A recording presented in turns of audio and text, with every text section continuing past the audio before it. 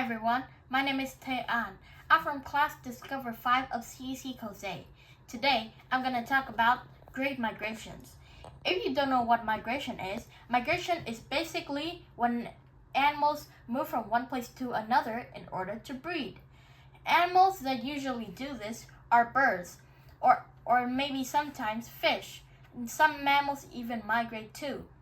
The main reason for migration is because animals usually feel hotter or colder in some different situations. Because of this, animals have to move. Another reason why is because animals don't have enough food or water. Because they live in one part only, and that's the only part they live in, animals have to move constantly. But some animals only move once a year, or maybe only back south every 6 months. The animals' migration times are predictable though, because when the days get longer or shorter, animals know when to migrate. Like if it is near winter, birds can sense that the days are getting colder and shorter. Because of this, they know how to migrate. They also have magnetic fields in them so that they can track where they are going. Scientists also think that birds or other animals who migrate have pheromones. These pheromones are usually substances that make the bird or the migrant, which is the animal that migrates, eat more food so that they can have more energy so that they can travel during the migration process. Some animals, like bats, whales, or fish, communicate using blowholes or maybe even using sound. Bats make vibrations. Whales also make vibrations, but they are called songs. These songs are usually 50 to 100 minutes long. Moreover, these songs or sounds help them locate where they are. It's like the animals have a compass inside them because they can also sense the Earth's magnetic field like a real compass.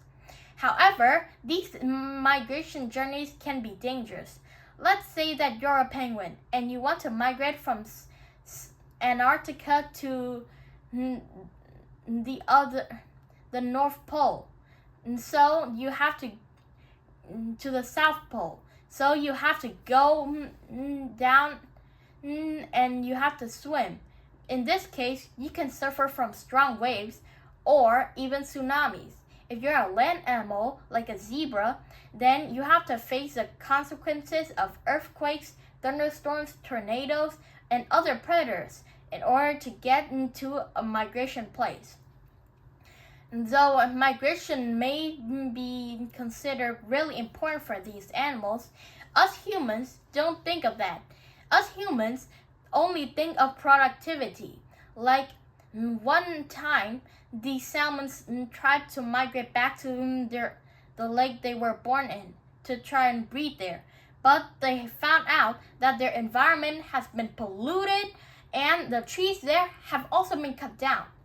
Because of that, the salmons can't breed because their babies need fresh, clean water.